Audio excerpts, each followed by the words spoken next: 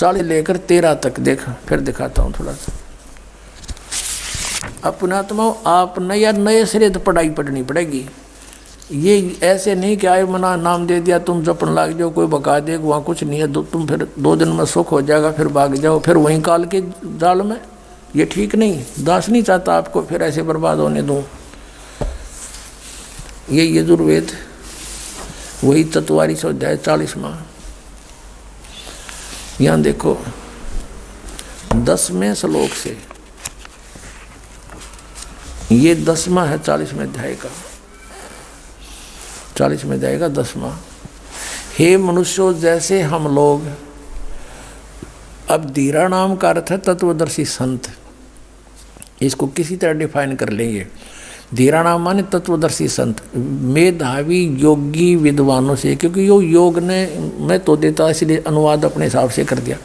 वो तत्वदर्शी संतों से जो वचन सुनते हैं, वेद ज्ञान दाता कहता है कि जो धीरा नाम तत्वदर्शी संतों से जो हम वचन सुनते हैं, जो वे लोग हमारे प्रति व्याख्यान पूर्वक कहते हैं, विस्तार से कहते हैं, वे लोग संयोग, देखो संभवात, असंभवात माने उत्पन्न नहीं होना, असंभवात उत्पन्न नहीं होना, संभवात माने उत्पन्न होना, सीधा सा अर्थ हम भी कर लेंगे, इसे बालक थोड़ी है। असंभवात माने उत्पन्न नहीं होना और संभवात माने उत्पन्न होना, कार्य से और ही कार्य का फल, वाह क्यों था अनुवाद में, वाह शब्द क्यों था, कार्य का फल, कार्य वा फल, कोई बात है, वाह अर्थ नहीं होना चाहिए। आऊ माने कहते हैं उत्पन्न नहीं होने वाला कारण से अन्यत आहु कहते हैं, इस बात को तुम भी सुनो। अब ये इसका अर्थ है कि कोई तो कहता है भगवान असंभवात वो जन्म नहीं लेता, उत्पन्न नहीं होता, कोई कहता है वो संभवात माँ का जन्म लेकर उत्पन्न होता है। कहता है ये संशय भी धीराणाम संत जो बताते हैं उन तक सुनो, धीराणाम तत्वदर्शी संत जो वचन सुनाते हैं उनसे सुनो, वो बताओगे सही। कोई तो कहता भगवान जन्म नहीं लेता, कोई कहता है वो ना श्री कृष्ण रामचंद्र जी की तरह माँ का जन्म लेकर आता है, कोई कहता वो निराकार है कभी जन्म नहीं लेता। कहता ये संशय का समाधान भी तत्वदर्शी संत बताओगे, उनसे सुनो। तो इससे सिद्ध हो गया कि वेद ज्ञानदाता भी इनकम्प्लीट नॉलेज रखता है, इन वेदों में भी कंप्लीट नॉलेज नहीं है, पूरा आध्यात्मिक ज्ञान नहीं है। इससे सिद्ध है कि कोई इससे हटकर ज्ञान है। और जैसे कुरान शरीफ का ज्ञानदाता हजरत मोहम्मद को सूरत फुरकानी 25 मंत्र 52 से 59 में कहता है, हे पैगंबर, ये काफिर लोग हैं, ये मेरी बात पर विश्वास नहीं करते जो ज्ञान मैं तुझे दे रहा हूँ। ये कबीर नामक अल्लाह जो है ये सुप्रीम पावर है, और ये काफिर जो है अन्य देवताओं को पूजते हैं, यानी उसी मजहब दूसरे जिस मजहब में हजरत मोहम्मद का जन्म था उससे हटकर फिर उसने ज्ञान देना चाहा तो विरोध हो गया था। तो उसका जिसको कुरान शरीफ का ज्ञान दाता जो है उसको पूरा मुसलमान धर्म अपना अल्लाह मानता है, फाइनल गॉड, कंप्लीट गॉड। और वो क्या वचन बोल रहा है कुरान शरीफ सूरत फुरकानी 25 में आयत नंबर 52 से लेकर 59 में कहता है, हजरत मोहम्मद, मैं जो तुझे कुरान शरीफ की दलील के माध्यम से बता रहा हूँ इन पर विश्वास करना, मेरे वचनों को, इन काफिरों की ना मानना तू। ये न्यों कहेंगे कबीर अल्लाह नहीं है और भगवान कोई नहीं है, तो उस कबीर अल्लाह पर विश्वास कर और मेरी बातों पर, इनके साथ जिहाद कर, संघर्ष कर, लठ ना बजा, लठ नहीं बजाने के लिए कहा। अकेला उस समय हजरत मोहम्मद किसके साथ युद्ध कर सकता था? जिहाद का अर्थ झगड़ा करना नहीं, यानी संघर्ष कर। वो तेरी नहीं मानते तो उनकी मत मान। ये कबीर अल्लाह है, और ये कबीर अल्लाह वही है जिसने 6 दिन में सृष्टि रची, 7वां दिन तख्त पर जा बैठा। ये पाप नाश करने वाला है, ये सबका साथी है, सबके दुख दूर करने वाला है।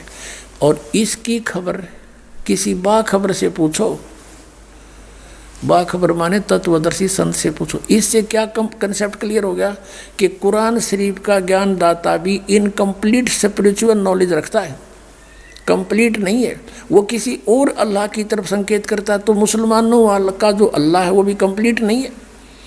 जैसे मुसलमान पहले हिंदुओं को ज़बरदस्ती इसलिए मुसलमान बना करते कि ये देवताओं को पूजते हैं और इन बेचारों का जीवन नष्ट हो रहा है, ये इनको कुछ नहीं दे सकते, और वो अपने गॉड ने फाइनल मान रहे थे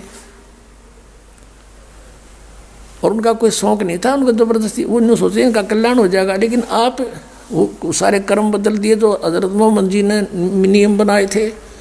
हज़रत मोहम्मद जी ने कभी मांस नहीं खाया और इस तरह कोई बिस्मिल नहीं किया। कहते नबी मोहम्मद नमस्कार है राम रसूल का आया, ये सच्चिदानंद घन ब्रह्म की वाणी में है कि इसे महापुरुष तो आदरणीय है, नमस्कार है उनको। नबी मोहम्मद नमस्कार है राम रसूल का आया, भगवान का वो पैगंबर कहलाया और 1,80,000 को सौगंध जी नहीं कर चलाया। हजरत मोहम्मद जी के सीधे 1,80,000 अनुयायी बने थे, वो पूरे मर्यादा में रहते थे, उन्होंने कोई मांस नहीं खाया, ब्याज तक लेना भी मना कर दिया गया था। कहते हैं अरस कुरस पर अल तकत है खालिक बिन नहीं खाली, वह पैगंबर पाक पुरुष थे साहिब के अब्दाली। परमात्मा की नज़रों से कोई जीव नहीं बचा है। अरस कुरस पर अल तकत है, अरस के कुरस पर यानी आसमान के अंतिम छोर पर सतपुरुष रहता है और खालिक बिन नहीं खाली, उस खालिक के बिना उस सृष्टि के रचनहार के नज़रों से कुछ भी बचा नहीं है। और वो पैगंबर पाक पुरुष थे साहिब के अब्दाली, वो तो पुण्यात्मा थी जिनकी आड़ में तुम आज मांस मिट्टी खाने लग गए हो, वो तो पवित्र आत्मा थी, वो परमात्मा के अब्दाली माने कृपा पात्र थे। अब जैसे पवित्र सिख धर्म में ये तभी 500-550 वर्ष पुराना है, इनके किसी भी महापुरुष ने उस ग्रंथ साहिब में कहीं यह नहीं लिखा तुम मांस खा लो। और इस सिख धर्म में देख लो, इन मुसलमानों को भी माफ़ कर दिया मांस खाने में, ये कोई आड़ नहीं रही बताओ। और कुछ दिनों में लिखने लग जाएंगे साढ़े गुरु भी खांदे सी, फिर तुम जब गुरु जी नहीं खांदे सी तुम क्यों खांदे हो। अपने आत्मा और मुसलमान धर्म तो 1400-1300 वर्ष पुराना हो गया, समतिया बिजली गिरनी थी। अब हिंदू धर्म के लोग मुसलमानों को बुरा नहीं मानना करते, ये मांस खाते हैं इसलिए इनसे हेट करते थे। अरे मुसलमान आज हिंदू मुसलमानों को फेल कर चुके हैं। अब ये भक्त गए थे हमारे साथ सेवक नेपाल देश में, और नेपाल देश पूरा राष्ट्र हिंदू राष्ट्र है। अन्यों कहते जी वो हमारा चाय पीना गंवारा हो गया वहाँ पर, हम चाय भी नो देख कर पीएं कोई मांस वाला, तो वो चाय भी पीने के लिए नो अंडे मांस नो लटके रहते हैं वहाँ पर, सभी मांसाहारी हो गए वहाँ हिंदू। तो भाई ये बिना ज्ञान के अज्ञानता के कारण हम इतने गिर गए सतर हमारा। तो कहने का दास का तात्पर्य यह है कि वेद ज्ञान में जो आपने समझा कि वो परमात्मा जो वेद ज्ञान देने वाला अल्लाह खुदा गॉड राम है ब्रह्म है, वो कहता वो परमात्मा तो प्रोक्ष है, वो तो छुपा हुआ है, ऊपर है, सतलोक में रहता है। और वही कुरान शरीफ का ज्ञान दाता कह रहा है हज़रत मोहम्मद को कि वो परमात्मा जिसने 6 दिन में सृष्टि रची 7वें दिन तख्त पर जा बैठा, उसकी खबर किसी बाखबर से पूछ लो, मैं नहीं जानता इति सिद्धम। फिर इन मुसलमानों का ज्ञान भी इनकम्प्लीट है। तो कहने का भाव ये है कि अभी तक जो भी हम कर रहे थे उद्देश्य यही था कि हम ठीक कर रहे हैं। कोई कहे हमारा राम बड़ा है, कोई कहे खुदाई रे, कोई कहे ईसा मसीह बड़ा है, कोई कहे हमारा राम बड़ा है, कोई कहे खुदाई रे, कोई कहे ईसा मसीह बड़ा है, ये बाटा रहे लगाई रे। किन्हों क्या करते, कोई तो कहा हमारा राम बड़ा, कोई ने कहना हमारा खुदा बड़ा, दूसरे कहते ईसा मसीह बड़ा। कहते ये तो बांटे बैठे भगवान को, और जो भगवान बड़ा उसका पता नहीं लगा अभी तक। तो अब लग गया, अब संभालो उस जीवन को, बर्बाद ना होने दो और लगो मालिक के चरणों में। देखो कितना आनंद आता है। तो ये कंसेप्ट क्लियर हो गया कि वेद ज्ञान दाता कहता है कि वो उस पूर्ण परमात्मा की जानकारी तत्वदर्शी संत बताओगे, और वही कुरान शरीफ में है कि उस पूर्ण परमात्मा जो कबीर नामक अल्लाह है, जो जिसको ये बड़ा भगवान कहते हैं, उस बड़े भगवान की खबर कोई बाखबर बताओगा तो फिर कुरान शरीफ में है नहीं वो ज्ञान। तो वेदों में भी नहीं है, गीता जी में भी नहीं है। चौथे अध्याय के 34वें श्लोक में कहा है कि जो ज्ञान परमात्मा ने, चौथे अध्याय के 32वें श्लोक में गीता जी में, और 34 में कहा है कि जो ज्ञान परमात्मा ने स्वयं आकर अपने मुख से बोला है। आपको वेदों में प्रमाण दिया है। ऋग्वेद मंडल नंबर 9 सूक्त नंबर 86 मंत्र 26-27 में, ऋग्वेद मंडल नंबर 9 सूक्त 82 मंत्र 1, 2, 3 में, ऋग्वेद मंडल नंबर 9 सूक्त 96 मंत्र 16 से लेकर 20 में, और भी अनेक स्थानों पर ऋग्वेद मंडल नंबर 9 सूक्त 1 मंत्र 8 और 9 में, ऋग्वेद मंडल नंबर 9 सूक्त 20 मंत्र 1 में, और भी अनेक स्थानों पर कहा है कि परमात्मा ऊपर सतलोक में रहता है, ऊपर तीसरे मुक्तिधाम में, वहाँ से सह शरीर चल कर आता है। और यहाँ फिर 3 सतिथि में आता है। एक सतिथि में सतलोक में रहता है, मनुष्य दृश्य है, करोड़ सूर्य मिला दे, करोड़ चंद्रमा, ऐसा उसका एक रोमकूप का प्रकाश है, इससे भी अधिक है। और दूसरा एक प्रत्येक युग में शिशु रूप धारण करके आता है। और उसमें यह भी प्रमाण दिया 8वें ऋग्वेद मंडल नंबर 9 सूक्त नंबर 1 मंत्र 9 में कि जब वो शिशु रूप धारण करके परमात्मा आता है, वो कुंवारी गाय से दूध, उसके दूध की परवरिश होती है, कुंवारी गाय दूध देती है। तो ये लीला कबीर परमेश्वर जब आए थे बालक रूप धार के, उस समय 25 दिन के हो गए थे, उन्होंने कोई जलपान नहीं किया। मुँह बोली माता चिंतित हो गई थी, तब शिवलोक से आए थे, शिवपुरी परमात्मा की प्रेरणा से एक साधु रूप बना के। और फिर कबीर साहब ने उसको कहा था कि आप ऐसे ऐसे कहो इनको। तब कबीर साहब ने बातें की 25 दिन के बालक ने। तब एक कुंवारी गाय मंगवाई गई थी और कबीर साहब ने कहा था, शिव जी तो इसकी कमर पर हाथ मार दे, थपकी मार, इसको आशीर्वाद दे। आशीर्वाद देते उसमें दूध चलने लग गया। फिर उस गाय से कबीर परमात्मा की परिवर्ष हुई थी। तो वो परमात्मा कबीर साहब हैं, वो काशी में धानक रूप में आए थे, वो परमात्मा है वो। अब जो प्रसंग चल रहा है कि कुरान शरीफ का ज्ञान, जैसे चौथे अध्याय के 34वें श्लोक में 32वें श्लोक में गीता जी में कहा है कि वो परमात्मा स्वयं आकर के ज्ञान देता है। और वो सच्चिदानंद घनब्रह्म की वाणी है, कबीर वाणी। उस वाणी को तत्वदर्शी संत जानते हैं, उन तत्वदर्शी संतों से पूछो। तो इसका मतलब गीता ज्ञान इनकम्प्लीट, वेद ज्ञान इनकम्प्लीट और कुरान शरीफ का ज्ञान इनकम्प्लीट। तो वो कंप्लीट ज्ञान इस दास के पास है, और ग्रहण करो, आओ और पाओ सतलोक में। कहते हैं 4 मुक्ति जहाँ चंपी करती माया होरी दासी, दास गरीब अभय पद पर से वो मिले राम अविनाशी। बोलो सतगुरुदेव।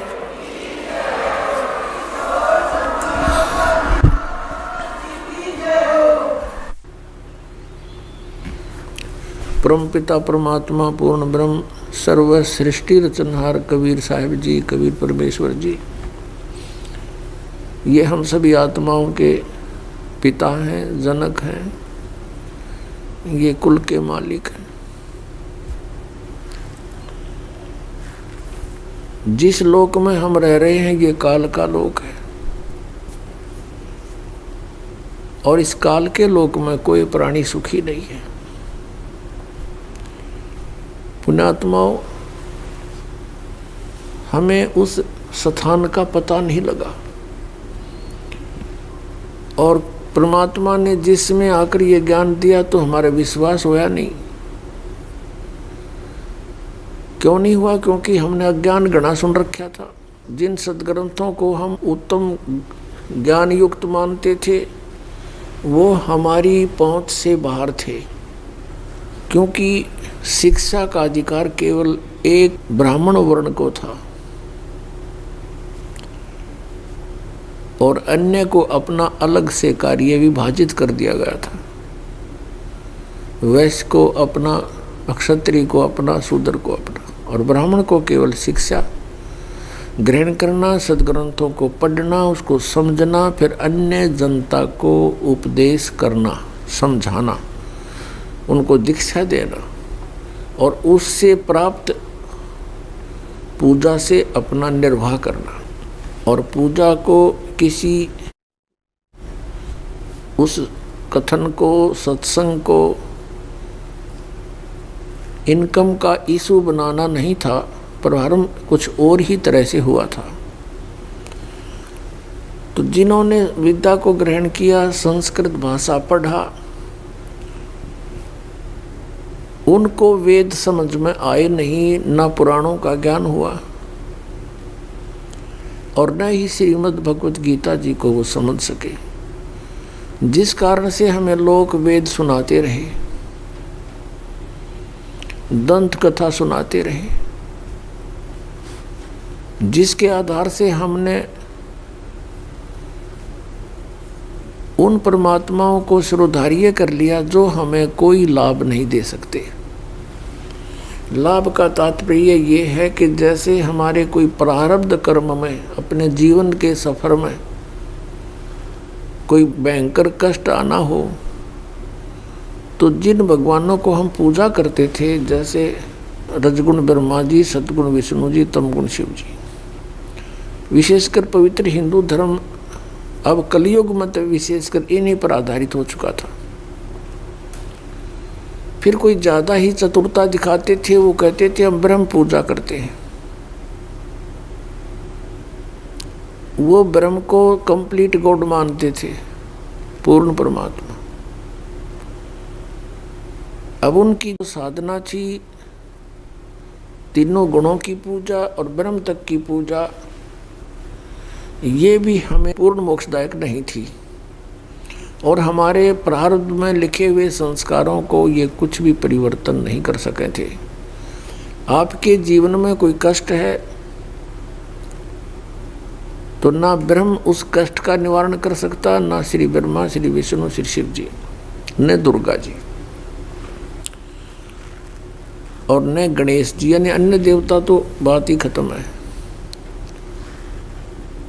इस प्रकार हम जो साधनाएं करते थे वो हमें मोक्षदायक नहीं थी। जैसा हम कर्म करते थे वैसा ही फल मिलता रहता था।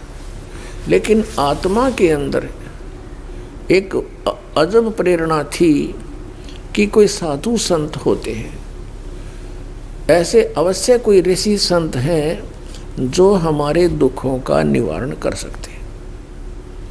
उसके लिए हम, उस कष्ट के निवारण के लिए हम कहीं ना कहीं किसी ना किसी संत या मंदिर, मस्जिद, गुरुद्वारों में अवश्य जाते हैं, या कहीं पहाड़ों पर, पर्वत पर, गुफाओं में, जंगल में।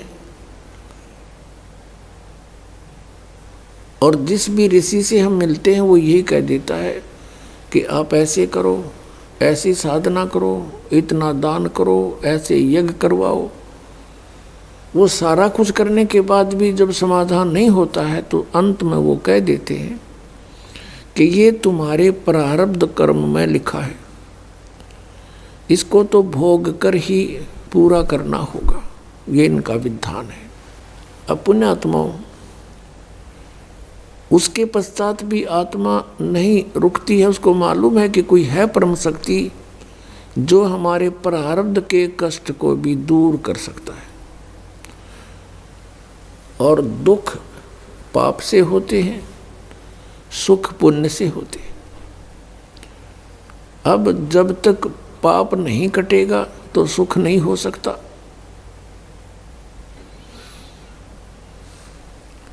जैसे किसी के पैर में कांटा लगा हो और वो कांटा टूट गया हो, अंदर गहरा चला गया हो, ऊपर से दिखाई भी नहीं देता कि पीड़ा है किस कारण से, तो किसी के पास जाते हैं, वो ये कहता है, चेक करके बता देता है कि ये पीड़ा आपको कांटे के कारण है। और फिर वो व्यक्ति ये कहे कि कांटा तो निकलेगा नहीं, जूता पहन ले, भविष्य में कांटा नहीं लगेगा। तो यहाँ विशेष विचारणीय बात है कि कांटा लगे पैर में जूता पहना नहीं जा सकता। कांटा निकले और फिर इस डर से जूता पहनेगा प्राणी के कहीं फिर से कांटा ना लग जाए। इस डर के मारे वो फिर कभी जूता उतारेगा नहीं। तो इन महापुरुषों की जो परमात्मा से परिचित नहीं थे, उनका ये कथन था, ये विधान था, ये फाइनल था इनकी ओर से। क्योंकि ये साधना किसकी करते थे? श्री ब्रह्मा रजगुण, श्री विष्णु सद्गुण, श्री शिव जी तम गुण की, और ब्रह्म की। इससे आगे इनको ज्ञान नहीं। जैसे गीता जी अध्याय नंबर 15 के श्लोक नंबर 1 से 4 में ऊपर को जड़ नीचे को तीनों गुण रूपी शाखा वाला उल्टा लटका हुआ संसार रूपी वृक्ष है, और इसको जो सभी विभागों सहित बता देगा स वेदविद, वो तत्वदर्शी संत है। फिर गीता जी अध्याय नंबर 15 के श्लोक 4 में कहा कि तत्वदर्शी संत की प्राप्ति के उपरांत परमेश्वर के उस परम पद की खोज करनी चाहिए, जहाँ जाने के बाद साधक फिर कभी लौटकर वापस संसार में नहीं आता। गीता जी अध्याय नंबर 15 के 16-17 श्लोक में कहा है कि 2 पुरुष हैं, सरपुरुष अक्षर पुरुष। सरपुरुष का अर्थ होता नासवान प्रभु, पुरुष माने प्रभु, और अक्षर पुरुष अविनाशी प्रभु।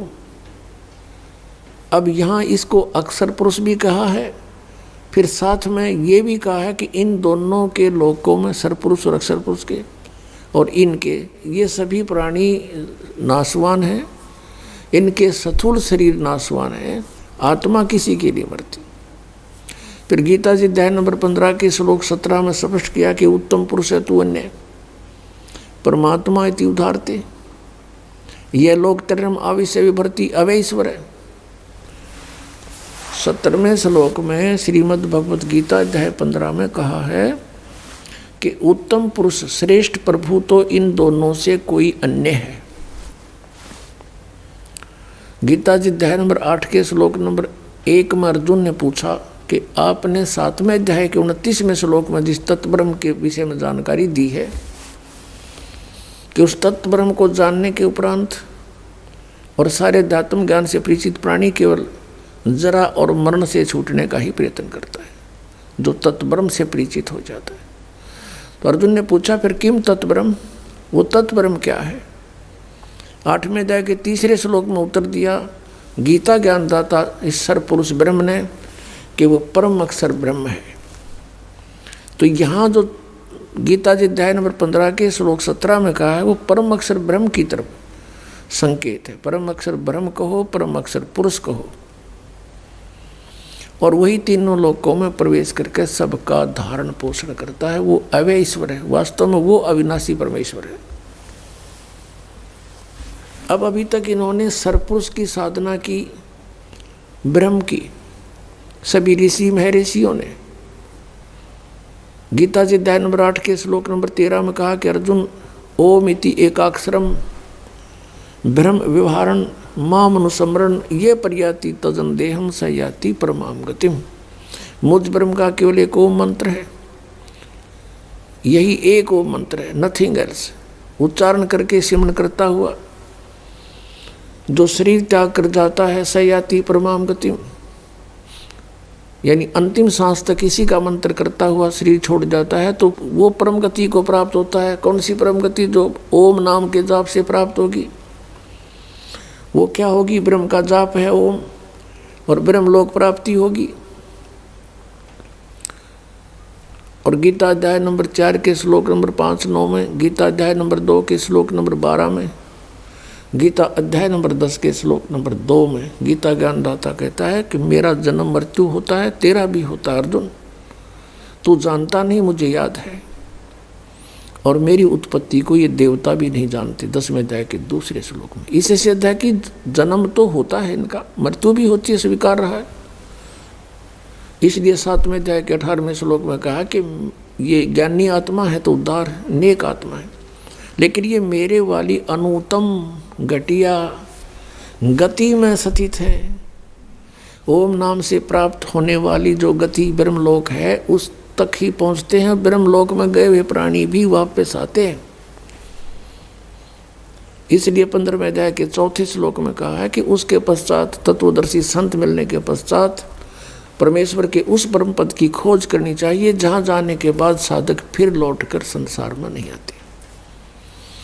और जिस परमेश्वर ने सब ब्रह्मांडों की रचना की है, गीता ज्ञानदाता कहते हैं मैं भी उसी की शरण हूँ और उसी की पूजा करो और की नहीं।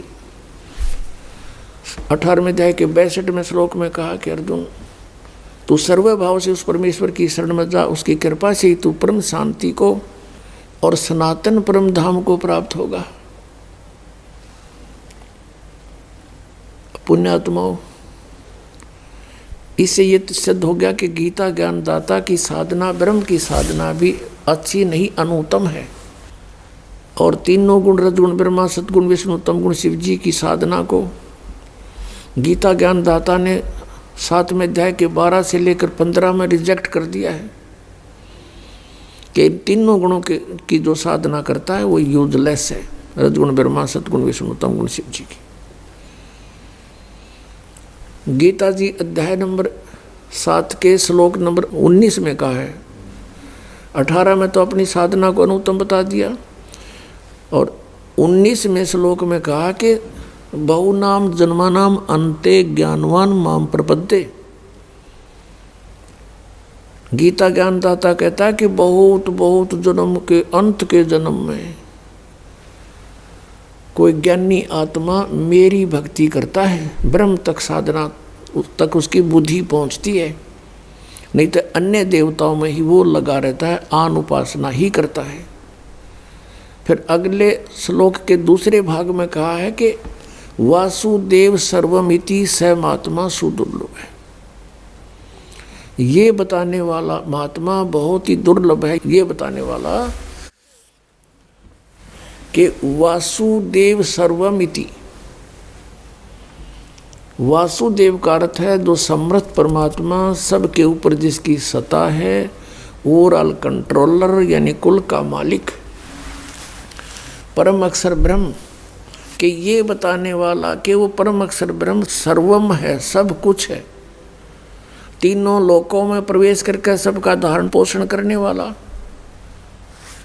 और वास्तव में अविनाशी परमात्मा वही है। और पाप नाशक, पूजा के योग्य, उसके अतिरिक्त कोई नहीं है। ये बताने वाला महात्मा सुदुर्लभ, मुश्किल तो मिलेगा। तो पुण्यात्माओं, जब तक वो संत नहीं मिले, तत्वदर्शी संत नहीं मिले, तो परमात्मा को सही ढंग से कोई डिफाइन नहीं कर पाता, परिभाषित नहीं कर पाता। जिस कारण से जिन्होंने ब्रह्म तक की भी साधना की और इस परब्रह्म यानी अक्षर पुरुष की भी साधना की, उनके भी पाप नाश नहीं हुए।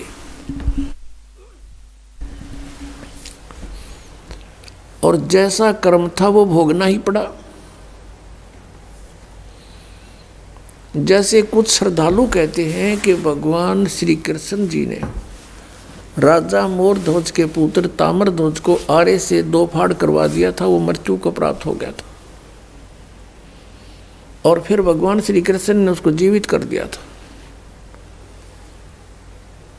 अब यहाँ पर हमारी बुद्धि अटकेगी कि श्री कृष्ण भी तो बहुत शक्ति रखता है और उस मरे हुए बालक को जीवित कर दिया। केवल इस एक उदाहरण से हमने भगवान की संज्ञा में किसी को नहीं लिया जा सकता। अब विचार करने की बात है, क्योंकि धर्मदास जी ने परमात्मा से यही प्रश्न किया था, कबीर भगवान से, कबीर परमेश्वर जी से, परम अक्षर ब्रह्म से, कि भगवान आप कह रहे हो कि इन भगवानों की पूजा का कोई लाभ नहीं, तो ऐसे मोरध्वज के पुत्र ताम्रध्वज को भगवान श्री कृष्ण जी ने जीवित कर दिया, विष्णु जी ने। तो परमात्मा ने कहा कि वही श्री कृष्ण जी अपने सगे भांजे अभिमन्यु को जीवित नहीं कर सका, जो उसकी बहन का पुत्र था, सुभद्रा का पुत्र था, अर्जुन का पुत्र था। सुभद्रा अर्जुन से विवाही थी। चक्रव्यूह में महाभारत के युद्ध में मृत्यु को प्राप्त हो गया था, पांडवों का कुलनाश हो रहा था, श्री कृष्ण रो रहा था, पूरा परिवार रो रहा था। सुभद्रा टक्कर मार रही थी, श्री कृष्ण जीवित नहीं कर सके।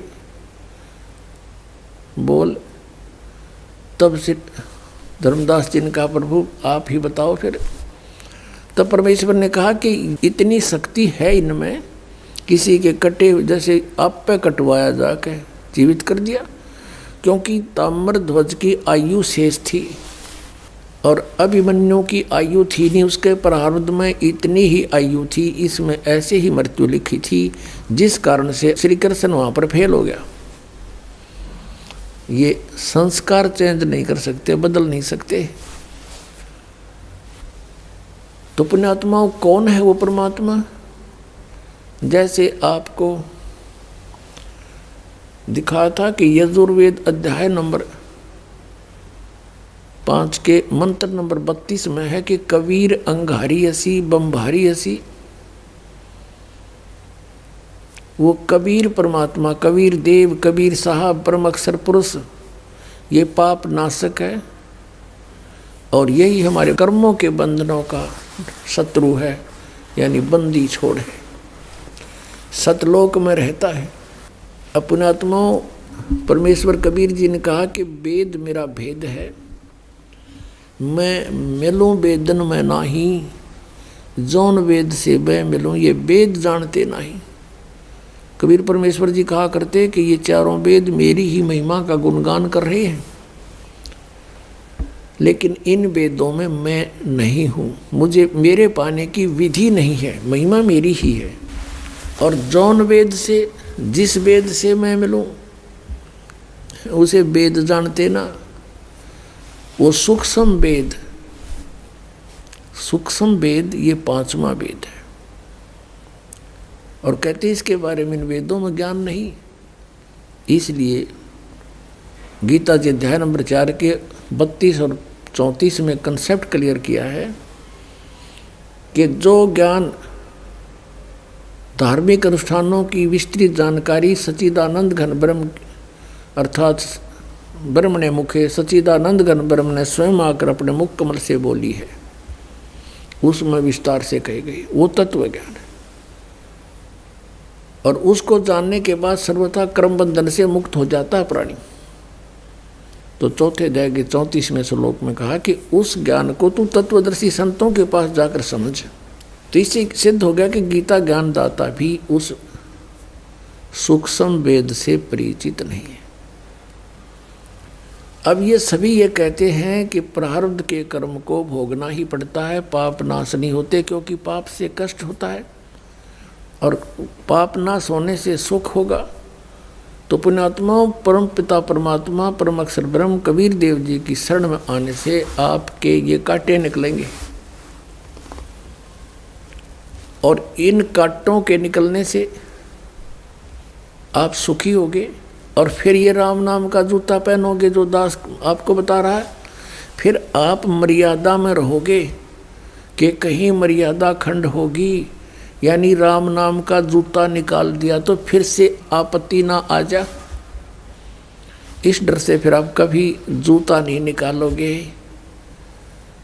आप आजीवन सुखी होगे और सतलोक प्राप्ति होगी। अभी तक जितने भी ये ऋषि हुए हैं ये माने जाते थे कि ये वेदों को अच्छी तरह जान चुके हैं, लेकिन ये सारे नकली थे, इनको कह का भी ज्ञान नहीं था वेदों के बारे में। आपको दिखाता हूँ पुण्यात्माओं, आपको एक झलक दिखाते हैं उन ऋषि महर्षियों की जो बहुत बड़े विद्वान माने जाते थे, उनके क्या विचार हैं और वेद क्या बताते हैं। यह आप पर निर्णय हो जाएगा कि ये किसे विद्वान थे। देखिएगा, ये है श्रीमद् देवी भागवत यानी देवी पुराण और गीता प्रेस गोरखपुर से प्रकाशित है। संपादक हैं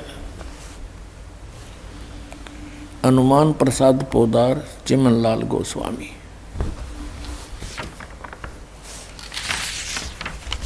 प्रकाशक एवं मुद्रक हैं गीता प्रेस गोरखपुर, गोविंद भवन कार्यालय कोलकाता का संस्थान। इसके 283 पृष्ठ पर 5वें सकंद में 282 पृष्ठ से शुरू करेंगे हम। व्यास जी ये इसका लेखक है सभी पुराणों, वेदों और गीता का। व्यास जी कहते हैं, देवराज इंद्र की बात सुनकर बृहस्पति जी उनसे कहने लगे, यानी ये बृहस्पति जी के विचारों को व्यास जी बता रहे हैं कि बृहस्पति जी यानी देवताओं के गुरु हैं बृहस्पति जी, राक्षसों के गुरु माने जाते हैं शुक्राचार्य। अब यहाँ बृहस्पति जी उनसे कहने लगे, किसको? इंद्र से। यहाँ देखिएगा, प्रारब्ध कर्मों का अभाव बिना भोगे नहीं हो सकता, यह स्पष्ट है। आर्य, संपूर्ण देवता तुम्हारे सहायक हैं, तुम स्वयं भी बुद्धिमान हो, फिर भी जो होनी है वह होकर ही रहेगी, तुम उसे टाल नहीं सकते। ऐसी स्थिति में सुख और दुख की चिंता में नहीं पड़ना चाहिए। महाभाग, सुख और दुख ये दोनों कर्मशः है पुण्य एवं पाप के अक्षय के सूचक हैं। इसका कहने का भाव ये है, यदि आपको सुख और दुख दोनों, यानी आपका सुख आपको प्राप्त है, आपके पुण्य नाश हो रहे हैं, क्षय माने नाश, और दुख है तो आपके पाप कट रहे हैं, बस ऐसे काट लो, फिर भगवान की भक्ति की क्या जरूरत, क्या आवश्यकता रहेगी फिर भाई।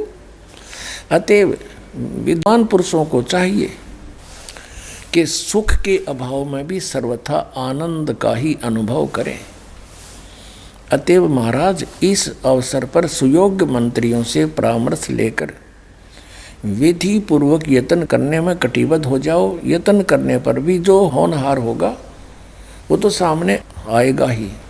पुण्यात्मा, सौभाग्य आपका कि आपको शिक्षा प्राप्त है, उससे और अच्छा सौभाग्य कि परमात्मा ने इस जीव को या टेक्निक दे दी। न जीव के स्तर की खोज नहीं है ये, प्रोजेक्टर बनाना, टेलीविज़न बनाना, इंटरनेट बनाना, कंप्यूटर बनाना, ये पहले यही थे ये मनुष्य। ये हवाई जहाज बना दी। पहले आपने इतिहास देख लो, राज्य महाराजा का भगवान कृष्ण नरतई का, उनका के था वाहन, एक रथ होता था और उसमें छह खच्चर जोड़ के घसीटे अंडा करते, कितना होगा काट दे जाते, क्यों सड़क पड़क उसके में थी ना, इसलिए घने जोड़ने पड़े थे वो घोड़े कि कितना होगा काट लेना चाहिए, इसने निकाल ले जाएंगे। तो ये इसलिए दिया कि आप जी स्वयं सदग्रंथों को समझें और तभी विश्वास होगा कि सारे नकली थे, तभी असली पर आपका विश्वास दृढ़ होगा, ना तो कोई भी भ्रमित कर देता था हमारे को। अब इसमें क्या कहा है, बृहस्पति जी सभी देवताओं के गुरु हैं। इसने कहा कि इंद्र, जो होनहार है वह होकर रहेगी, और सुख और दुख, जो तुझे सुख प्राप्त है तेरे पुण्य नाश हो रहे हैं, और कोई कष्ट आता है तेरे पाप नाश हो रहे हैं, बस इसको ऐसे ही अपना टाइम पास कर। पुण्यात्माओं, फिर भक्ति की क्या आवश्यकता है? ऐसे ही जो कुछ भी है कर्म में वो भोगना ही पड़ेगा। कौन भक्ति कर पाएगा?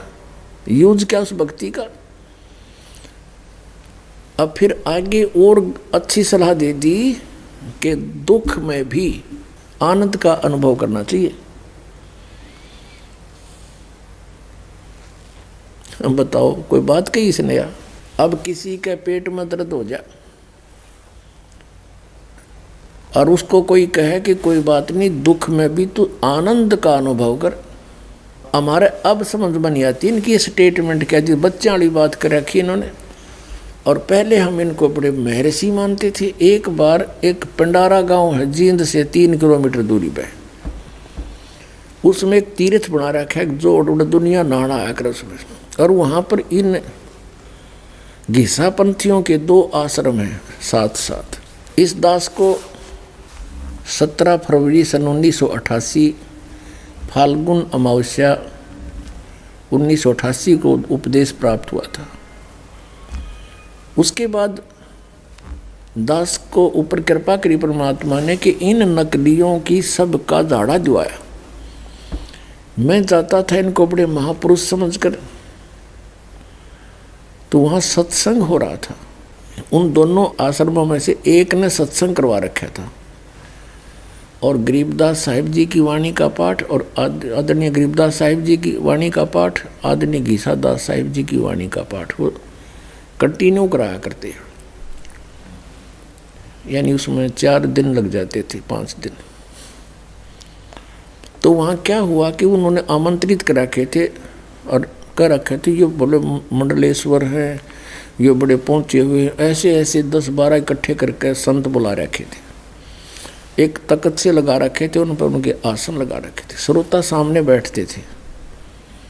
उनमें से एक बहुत बड़ा काशी विद्यापीठ पढ़ा हुआ बताया जा रहा था और संस्कृत बोल रहे, बड़े अच्छे प्रवचन करे।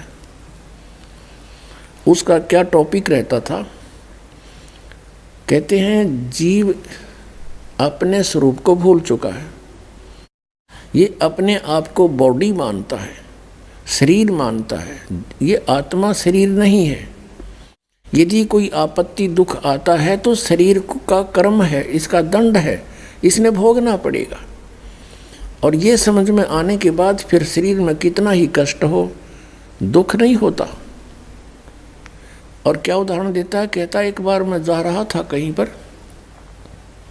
वहाँ पर एक व्यक्ति दुख से कर्रा रहा था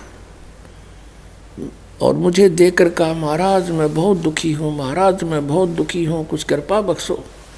मैंने कहा, रे भोले जीव, तू बॉडी नहीं है, तू शरीर नहीं है, तू तो आत्मा है। अरे दर्द तो बॉडी को है, शरीर को है, तू क्यों चिल्ला रहा है, तुझे पीड़ा थोड़ी है। मैंने ऐसा कहा, उसने उसको जान लिया और शांत हो गया, कोई पीड़ा नहीं रही उसको, पीड़ा बॉडी को थी। अब सब जो श्रोता थे उसकी ताड़ी पीटे, वाह महाराज जी वाह, कमाल कर। अब हमारे या गले उतरे नहीं यह बात। मैं कहा ये बड़ा समाधान हुआ, चलो फिर भी जैसा था, हमारी कौन सुना था, वो तो मंडलेश्वर पाक रहे थे। ऐसे 1 दिन 2 दिन, तीसरे दिन उसके क्या हुआ, उनके अलग अलग कमरे बना रखे थे 10-12, उनमें से एक कमरा उनको अलॉट कर रखा था, एज ए गेस्ट बुला रखे थे ना। और वो क्या करता, उसका नंबर आते ही सत्संग करके उठ कर चला जाता, नो पूरा महात्मा बन कर बैठा था।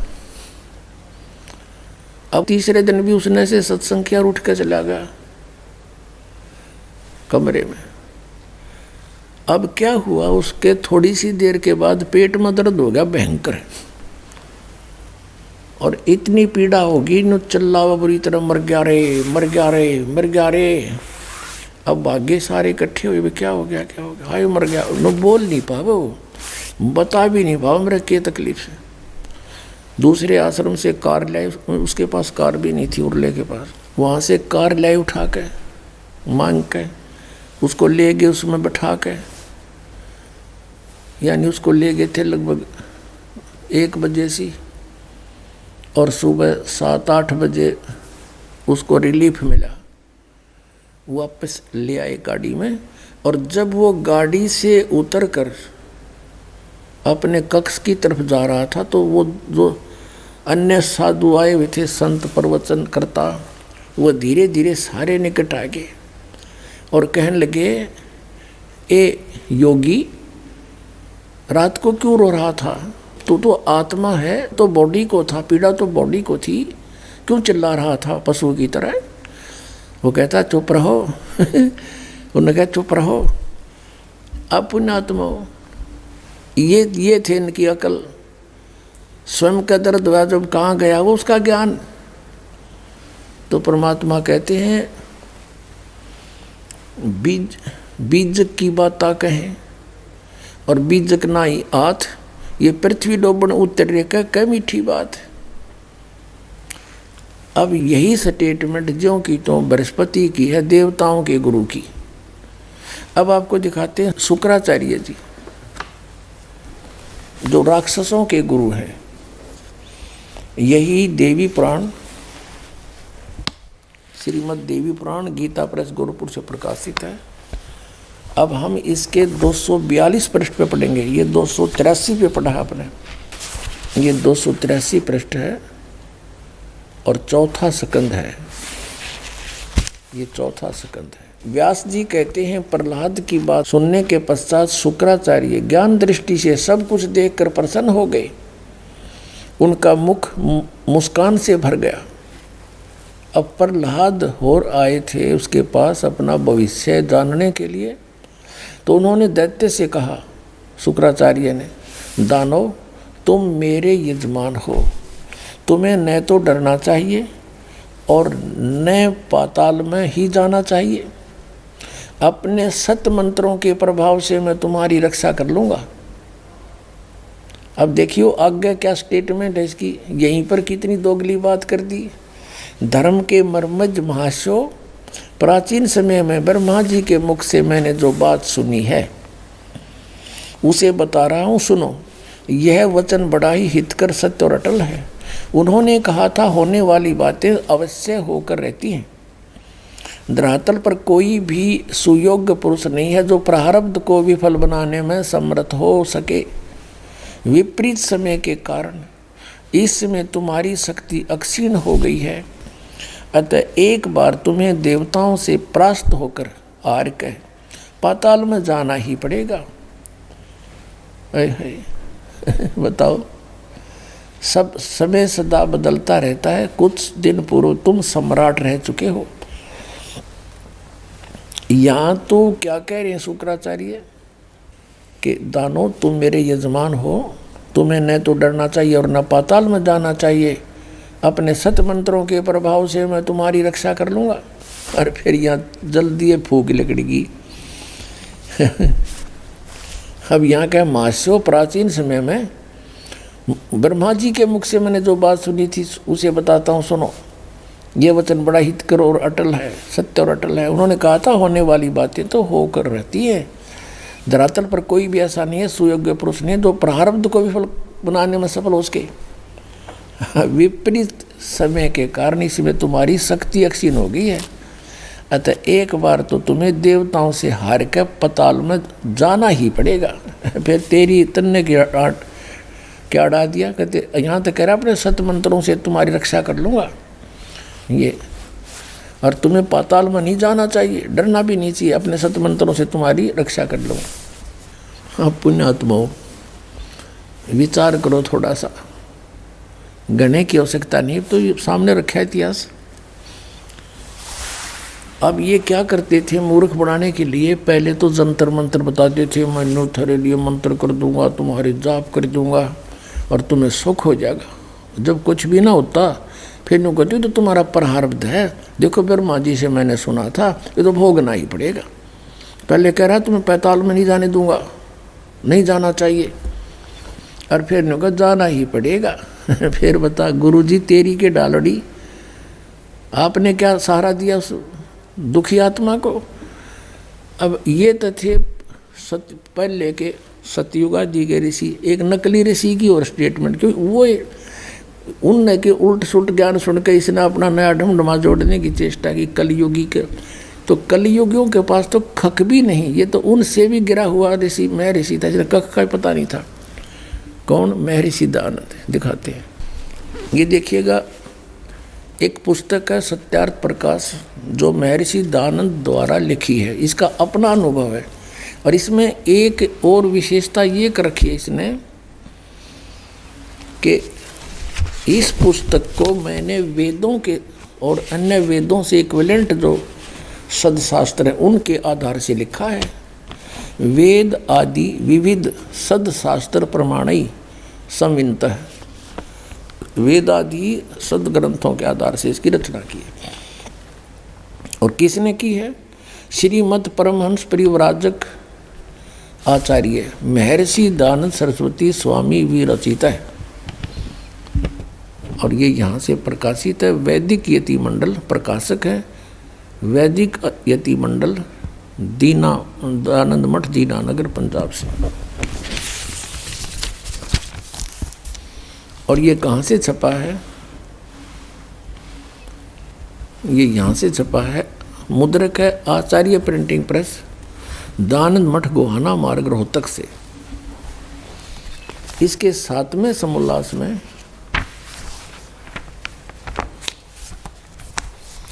अब सप्तम समोल्लास और प्रश्न नंबर 155 पे। अब किसी ने पूछा, परमेश्वर की स्तुति प्रार्थना और उपासना करनी चाहिए व नहीं? उत्तर महर्षि दयानंद का करनी चाहिए। क्या स्तुति आदि करने से ईश्वर अपना नियम छोड़ स्तुति प्रार्थना करने वाले का पाप नाश कर देगा? उत्तर स्वामी जी दयानंद का नहीं।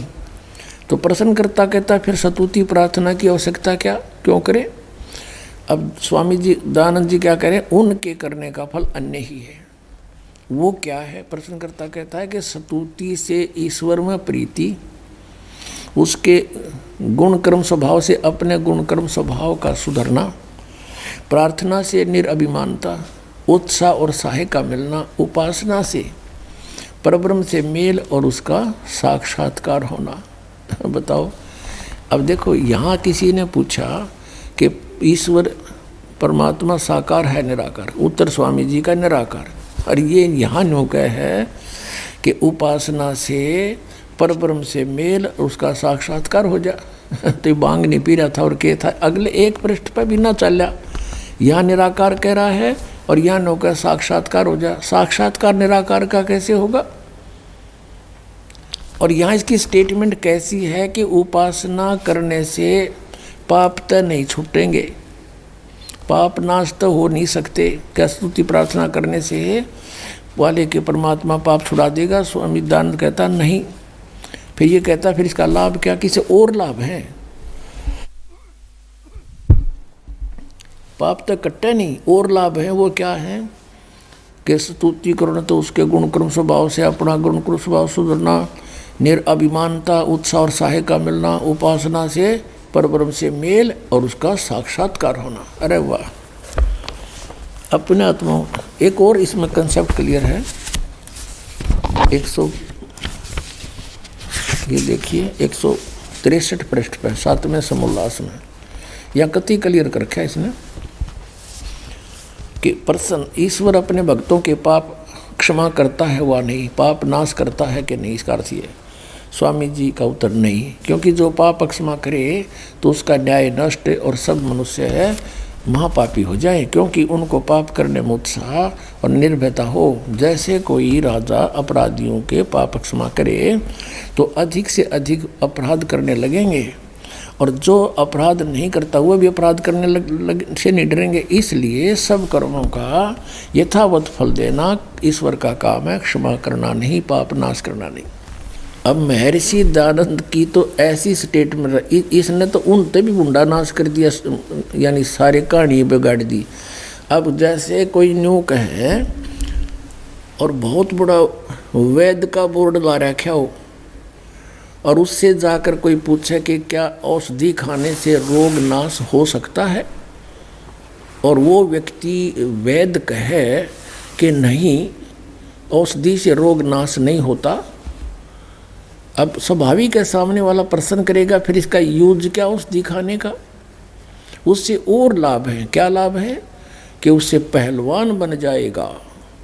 तो इस तरह की स्टेटमेंट या तो शराबी देगा या कति बौड़ी बूच जिसने क्या का बिना बेरा, वो स्टेटमेंट दे सकता है ऐसी।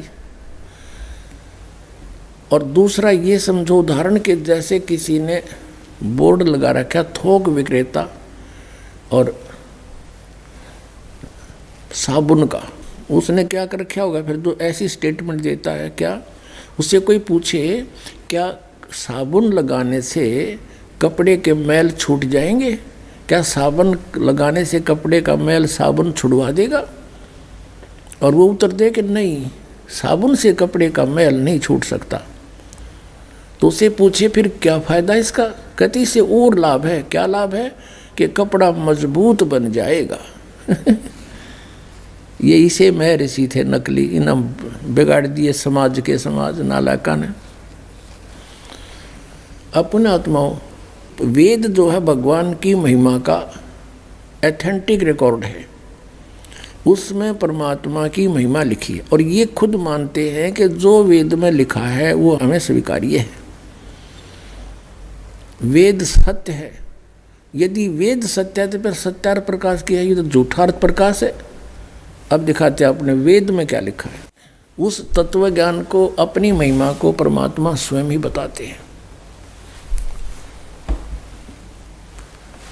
और इस काल भगवान ने इन सब की बुद्धि अपने हाथ में ले रखी है। जैसे गीता जी अध्याय नंबर 7 के श्लोक नंबर 8, 9, 10 में कहता है ये कि अर्जुन, बुद्धिमानों की बुद्धि, बलवानों का बल मेरे हाथ में है। अब जैसे जब चाहे इनकी बुद्धि ऑफ कर दूं, जब चाहे इनकी ताकत खत्म कर दूं, जब चाहे दे दूं। जैसे श्री रामचंद्र अर्थात विष्णु जी की पत्नी सीता जी का अपहरण हो गया था, उसमें बुद्धि ऑफ कर दी काल ने श्री रामचंद्र जी की। उसको ये नहीं पता मेरी पत्नी कौन उठा ले गया। और उधर से ऊपर से पार्वती और शिव देख रहे थे। शिव जी ने प्रणाम किया, रामचंद्र जी रो रहे थे, डकरा रहे थे, वृक्षों से लिपट रहे थे। तो पार्वती ने कहा कि आप किसको प्रणाम कर रहे हो? कि सामने भगवान विष्णु को प्रणाम कर रहा हूँ। पार्वती जी ने देखा वो तो एक व्यक्ति है, रो रहा है। भगवान कभी रोते हैं? मैं नहीं मानती ये भगवान है, मैं परीक्षा लूँगी इसकी। अब कहने का भाव ये है कि वो कथा अधिक ना बढ़ाएं। पार्वती जी भगवान शिव जी से के समय तक बोली कि नहीं, सामने कहने लगी मैं नहीं परीक्षा लूँगी। लेकिन थोड़ा सा भी आँख में चुन्नी होती, वो सीता रूप बना के पहुँच गई, रामचंद्र जी के सामने खड़ी होगी। श्री रामचंद्र जी ने देखते ही बता दिया कि हे दक्ष पुत्री, यहाँ कैसे आई? भगवान शिव को कहाँ छोड़ आई? वो शर्मिंदा होगी, ओहो सचमुच आप तो भगवान हो, आपने मुझे पहचान लिया। अब वहाँ उसने रिमोट ऑन कर दी उसकी बुद्धि काल ने। वहाँ तो उसको तो पहचान लिया कि तू सीता नहीं पार्वती है। और अपनी पत्नी का पता नहीं उसने कौन उठा ले गया। फिर उसकी खोज करी, जैसे किसी की गाय गुम हो जा, कोई इधर जा रहा है, कोई इधर जा रहा है। फिर किसी ने बता दी राउंड उठा ले गया, जब जाकर वहाँ ढूंढी। जैसे अर्जुन जब श्री कृष्ण जी के पैर में विषाक्त तीर मार दिया, श्री कृष्ण जी अंतिम सांस गिने थे और पूरा यादवकुल आपस में लड़कर मर गया दुर्वासा जी के श्रापवश। श्री कृष्ण जी दुर्वासा के श्राप का भी नाश नहीं कर सका। उसमें केवल औरतें शेष रहेगी, नर यादव सभी मर गए। जो गर्भ में थे वो बच्चे तो शेष थे ही। तो श्री कृष्ण जी ने कहा कि आप सभी औरतों को वहाँ ले जाओ, यहाँ लोग नर पुरुष रहे नहीं, आसपास ये जंगली लोग इनकी इज्जत बेइज्जती करेंगे। अर्जुन श्री कृष्ण जी की मृत्यु के उपरांत उनको लेकर चल पड़ा। रास्ते में बिल्लों ने पीटा, गोपियाँ ले गए, औरतों को ले गए, कुछ के गहने सारे तोड़ दे गए। और अर्जुन के हाथ में वही धनुष था जिससे महाभारत का युद्ध जीता था। वहाँ उठा भी नहीं, उससे खड़ा खड़ा पिट रहा है बिल्लों से। तब अर्जुन रो रहा है कृष्ण को कि कृष्ण बड़ा छलिया था, पता नहीं कौन से जन्म का दुश्मन था, हमारे साथ इसने छल ही छल किया। मैं मना करूँ था महाभारत में नहीं लड़ूंगा, मुझे लड़ा कर छोड़ा। अब महाभारत में मुझे शक्ति दे दी, मारूँ था, एक मरे थे 20। आज वही अर्जुन, वही गांडीव धनुष। आज मैं काँप रहा हूँ, खड़ा खड़ा मुझसे उठ नहीं रहा। परमात्मा कहते हैं तुमने मूल का पता नहीं, विघ्न की जड़ कौन है। श्री कृष्ण छलिया नहीं था, ये तो यू काल ब्रह्म, इसके हाथ में रिमोट है सबका। तो यहाँ परमात्मा कहते हैं ये जितने भी ऋषि महर्षि ये वर्तमान के मंडलेश्वर पाकरे और सतलोक की महिमा गावें, इनकी बुद्धि ऑफ कर रखी सबने काल भगवान ने। अब ये देखे ऋषि वेद बताते हैं भगवान गौर पाप भी काट दे, दान करने से पाप कटे। और प्रतिदिन के करे हुए कर्मों का भी डेली नाश होता है इस भक्ति के करने से। जैसे साबुन कपड़े का मैल लग गया, साबुन लाया साफ हो गया। हम डेली सत भक्ति करते हैं, इससे जो अनजाने के कर्म होते हैं वो भी पाप नाश होते हैं हमारे। और प्रारब्ध तो होने होने हैं। इसके लिए परमात्मा कहते हैं मोती मुक्ता दर्शत नाही, ये जग है सब अंधरे, दिक्कत के तो नैन चश्म इनका फिरा मोतिया बंदरे। अब क्या बताते हैं कि मोती मुक्ता दर्शत नाही, ये जग है सब अंदरे, और दिक्कत के तो नैन चश्मिन का फिरा मोतिया बंदरे। ये दिखे थे विद्वान, जैसे किसी मोतिया बंद हो जाता है तो उसकी आंखें बड़ी स्वस्थ दिखाई देती हैं और उसने दिखता कती नहीं। तो ऐसे ये दिखे थे विद्वान, संस्कृत भाषा जाने थे, वेदों का कख भी पता नहीं था। और पुण्यात्मा ये तो डबोगे पहले और वर्तमान में डबो दिया इन नकली पंथों ने, जैसे राधा स्वामी पंथ और इनके इसी से निकली हुई ब्रांच, जैसे धन धन सतगुरु सच्चा सौदा सिरसा, जग मारवाड़ी, यहाँ एक हिसार के पास है गंगुआ गांव, और आगरा में व्यास, और मथुरा में जय गुरुदेव पंथ, भिवानी में दिनोद वाला पंथ, दिनोद में ताराचंद वाला, वो राधा स्वामी का ही, उससे कुएं का जल है सबके पास। और सावन कृपाल मिशन दिल्ली में ठाकुर जी महाराज, ये सारे बिल्कुल इनको कह पता नहीं था, सतलोक का ठेका ले रहे, कख का पता कोई नहीं। तो पुण्यात्मा परमेश्वर ने कहा था अपनी प्यारी आत्मा धर्मदास को, जब धर्मदास जी भी ऐसे ही पवित्र हिंदू धर्म में जन्मे थे, वैश्य कुल में जन्म था, बहुत बड़ा धनी व्यक्ति था, और फिर तीर्थों पर जा रहा था भ्रमण करने के लिए, वहाँ परमात्मा मिले, पूरे ज्ञान से परिचित कराया, और सभी ब्रह्मा विष्णु महेश को अजर अमर बताते थे मौखिक तो पुण्यात्मा परमेश्वर ने कहा था अपनी प्यारी आत्मा धर्मदास को, जब धर्मदास जी भी ऐसे ही पवित्र हिंदू धर्म में जन्मे थे, वैश्य कुल में जन्म था, बहुत बड़ा धनी व्यक्ति था, और फिर तीर्थों पर जा रहा था भ्रमण करने के लिए, वहाँ परमात्मा मिले, पूरे ज्ञान से परिचित कराया, और सभी ब्रह्मा विष्णु महेश को अजर अमर बताते थे मौखिक, परमात्मा को निराकार बताते थे कि वेदों में निराकार लिखा है। जब परमेश्वर धर्मदास जी को ऊपर लेकर गए, सब ब्रह्मांड दिखाए, सचखंड में अपनी सतीथि दिखाई, करोड़ सूर्य मिला दे करोड़ चंद्रमा, ऐसा रोमकूप में शोभा परमात्मा की, तख्त पर विराजमान है ऊपर बहुत बड़े सिंहासन पर, और नीचे से जो कबीर रूप में यहाँ से लीला कर रहे थे उस सहित ऊपर गए थे, उसी शरीर में ऊपर जा कर के परमात्मा ने अपने रूप पर स्तवर किया, फिर वो तेजो में शरीर खड़ा हुआ, और जो नीचे से गए थे 5 वर्ष के बालक यानी कबीर जी जो थे उस समय एक जिंदा महात्मा के रूप में मिले थे धर्मदास जी को, जिंदा महात्मा वाले रूप में अनंत कोट ब्रह्मांड के सिंहासन पर विराजमान हो गए, और जो वहाँ परमात्मा का रूप था तेजो में वो खड़ा होके उस जिंदा वाले स्वरूप पर चमर करता है। धर्मदास जी ने सोचा कि ये है परमात्मा सतपुरुष पूर्ण ब्रह्म जो तेजो में शरीर वाला, और ये इस महात्मा पर चमर कैसे कर रहा है, समझ में नहीं आई बात। इतने में वो तेजो में शरीर जिंदा वाले शरीर में यानी कबीर जी वाले शरीर में समा गया, जो यहाँ लीला करने आए हुए थे उसी रूप में, और अनंत कोट ब्रह्मांड के स्वामी के रूप में स्वयं विद्यमान है परमात्मा।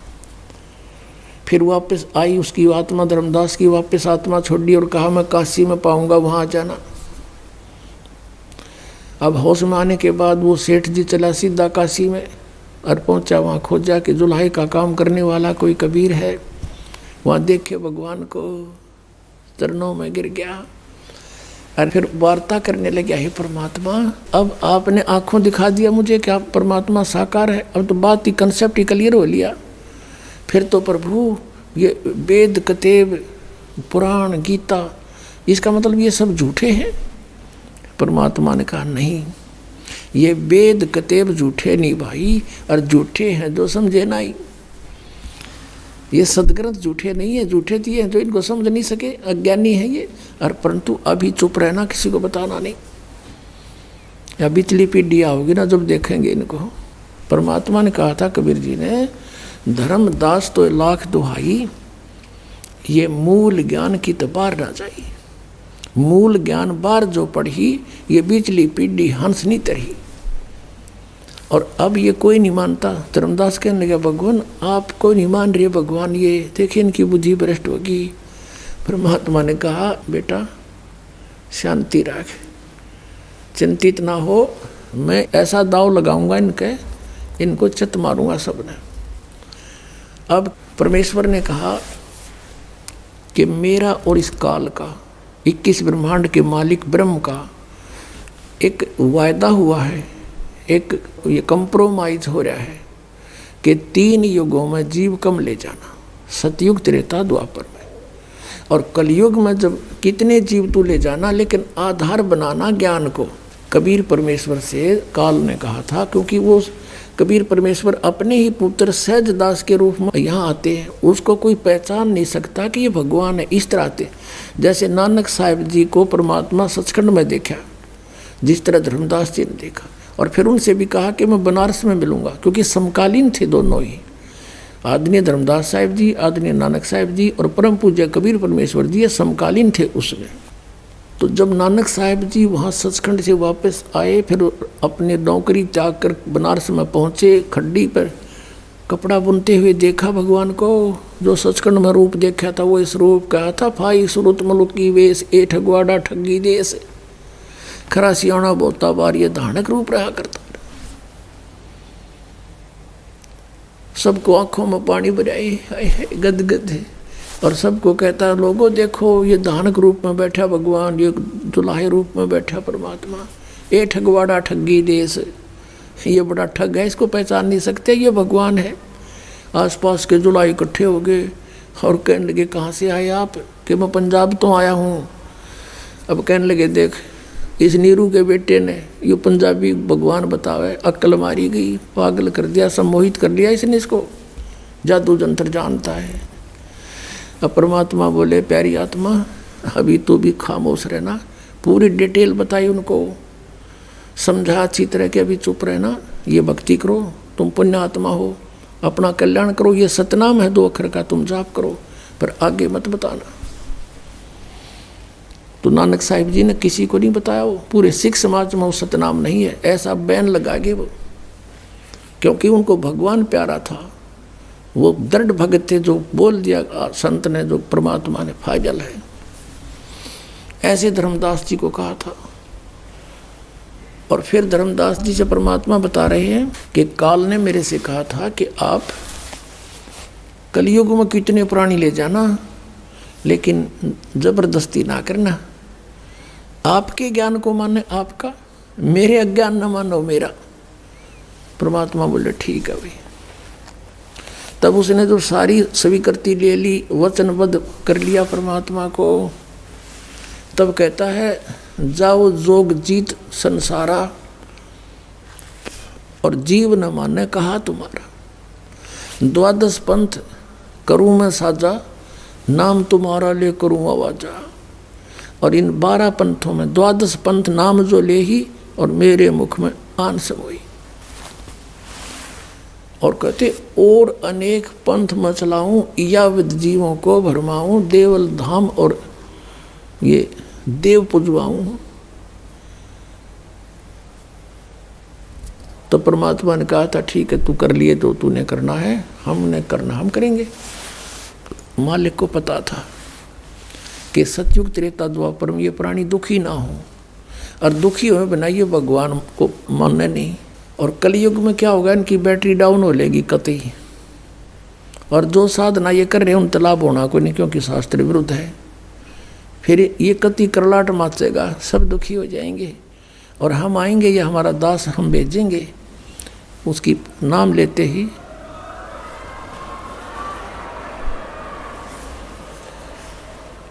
तो उसके नाम लेते ही सभी दुख दूर होने लगेंगे, ये प्यारी आत्मा हमें पहचान लेंगे। फिर तब कहा था धर्मदास कलयुग बीते 5500 पाँचा, और तब ये वचन होगा साचा, और पूरे विश्व में केवल एक कबीर का ज्ञान होगा, अपना ही ज्ञान होगा, मेरा ही ज्ञान होगा, और पूरे मानव समाज में शांति होगी, सतयुग जैसा माहौल होगा फिर दोबारा।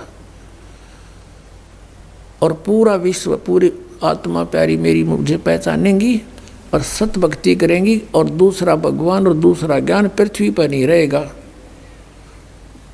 अब क्या बताया, आपको दिखाते हैं, प्रमाण देते हैं। पहले तो हम दिखाते हैं, जैसे ये नकली पंथ चल रहे हैं, राधा स्वामी पंथ,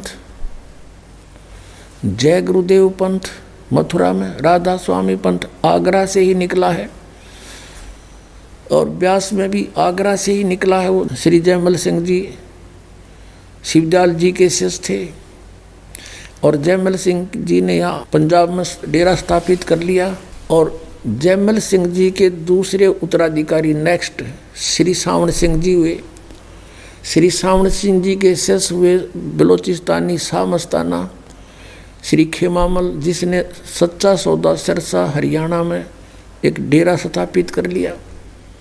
ये समझो सभी एक ही कुएं का जल है।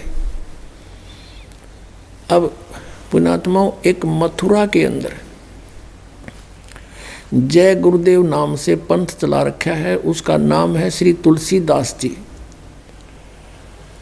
पुण्यात्माओं, आध्यात्मिक ज्ञान का इस दास को परमात्मा का दिया हुआ बहुत अनुभव हो गया है, और दास अच्छी तरह पहले से भी कहता आ रहा है कि जितने ये गुरु पद पर विराजमान है, ये पुण्यात्माएं थी, बहुत पुण्यात्माएं थी, और ये काल का फंसगी निकले थे भगवान पाने के लिए, और मिल गए काल के दूत आ गए, इनने सब इन सब को भ्रमित कर दिया। जो शिवदयाल जी थे, उन्होंने 17 वर्ष तक एक बंद कोठे में बैठ कर हठ योग किया, सिद्धियां प्राप्त की, और फिर लगा प्रवचन करने। इससे भी अधिक पुण्यकर्मी प्राणी हैं ये जय गुरुदेव पंथ के प्रवर्तक, वर्तमान के मुखिया श्री तुलसीदास साहिब जी। एक विशेष बात है, राधा स्वामी पंथ के जितने भी गुरु हैं, उन्होंने किसी ने अपने पीछे दास शब्द नहीं लगाया। इस जय गुरुदेव पंथ वाले ने अपने साथ में दास शब्द जोड़ा। ये पुण्यकर्मी प्राणी है पिछले जन्म का, अब फंस गया उस नकली टोल में, जीवन नष्ट कर लिया इसने अपना।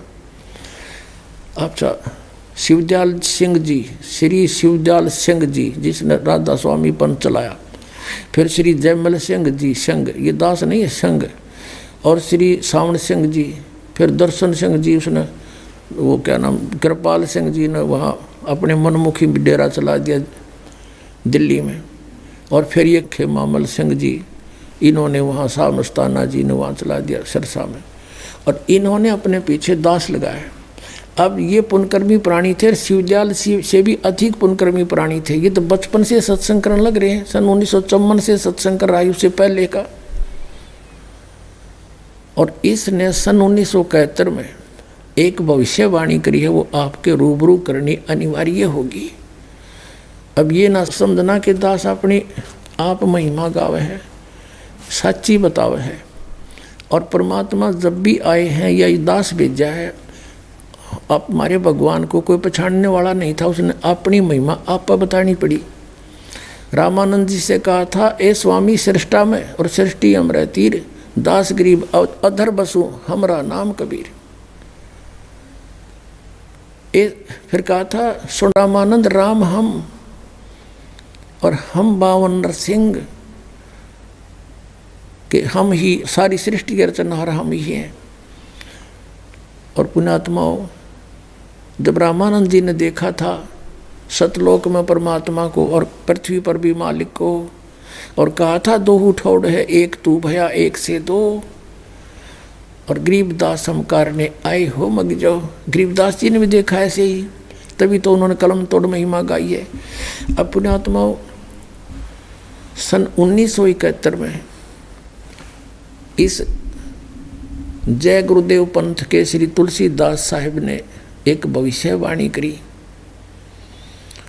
इसको भविष्यवाणी भी नहीं कह सकते, इसने तो यथार्थवाणी करी। भविष्यवाणी तनु आगरा गई नो होगा, इसने जो क्या हो लिया। दिखाता हूँ आपको, ये है एक पुस्तक जय गुरुदेव की अमरवाणी भाग 2। ये उन्होंने मंदिर बना रखे वहाँ पर, खाम खा पैसा ला दिया, बताइए इस मंदिर का के शर्मा मारेंगे। ये है ये महात्मा बाबा जय गुरुदेव जी महाराज। अरीब इनकी बैटरी डाउन हो ली, हाथ भी गल रहे, इनके पैर भी डिफेक्टिव हो गए। परम संत तुलसीदास जी महाराज, ये पहला राधा स्वामी पंथ में एक संत देखा जिसने दास शब्द लगाया अपने पीछे। और इनके श्रद्धालु कहते हैं विश्व को शांति इन्हीं से मिलेगी।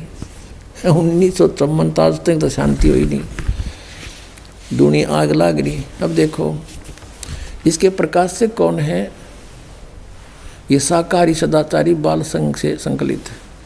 प्रकाशक है दिव्या शर्मा, ये बेटी है कोई, 88 साकेत कॉलोनी मथुरा उत्तर प्रदेश। और यहाँ इसका मुद्रक है अर्जेंट प्रिंटर्स पुराना बस स्टैंड मथुरा। इसके पृष्ठ नंबर आपको पहले 59 दिखाते हैं।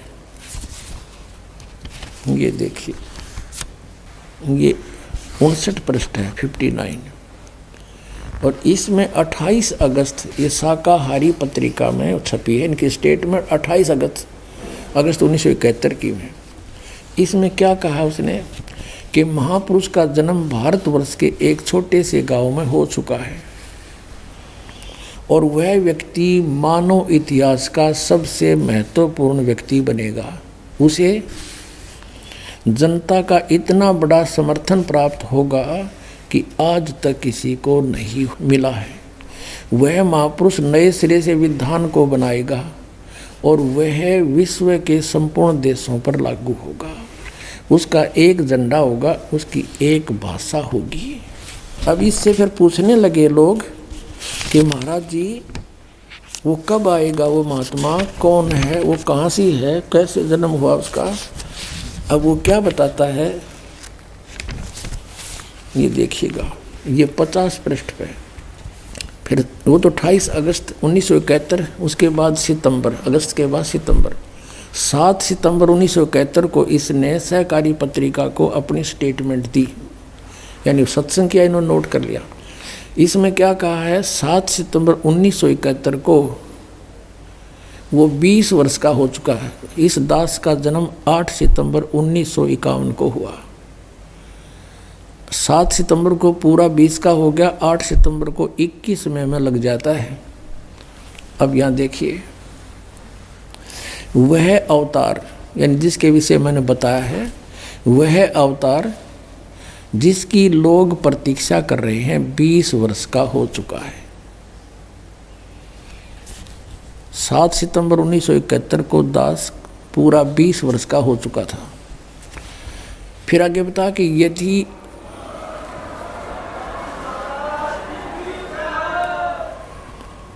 अब क्या कहता है, यदि उसका पता बता दूं तो लोग उस पीछे पड़ जाएंगे। अभी ऊपर से आदेश बताने के लिए नहीं हो रहा है, मैं समय का इंतज़ार कर रहा हूँ और सभी महात्माओं ने समय का इंतज़ार किया है। समय आते ही सबको सब कुछ मालूम हो जाएगा। अब पुण्यात्माओं, दास आपको बार बार बहुत पहले से कहता है प्रवचन परमात्मा के विधान का कि ये पुण्यकर्मी प्राणी हैं, इनके पूर्व जन्म के साधनाएं भक्ति से ये चार्जड थे और अब आगे चार्जर मिला नहीं, इनकी शास्त्र अनुकूल साधना है नहीं। ये 5 नाम जपते हैं, 5 नाम काल के, तो बैटरी तो इनकी डाउन होनी है। अब पुण्यात्मा उस समय ये पुण्यकर्मी प्राणी का जो है दिव्य योग खुला हुआ था पिछले संस्कार से, इस 5 नामत नहीं। और उस समय इसने बन की बन बता दी, डे टू डेट बता दिया कि आज वो 20 वर्ष का हो चुका है।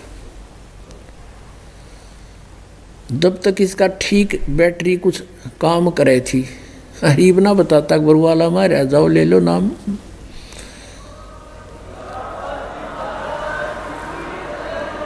यदि इनकी आज भी दिव्य दृष्टि काम करती है तो कह देना चाहिए कि भाई जिसके बारे में मैंने 7 सितंबर 1971 को स्टेटमेंट दी है वो बरवाला में आ चुका है और जाकर कल्याण करा लो, और मैं भी आऊँ हूँ। चलो मानता तो ये है, अगर ये महात्मा है तो ये जिसकी दिव्य दृष्टि काम करती है तो तुरंत बताना चाहिए, अगर नहीं करती है तो दास खोल देगा, सारे प्रमाण देकर।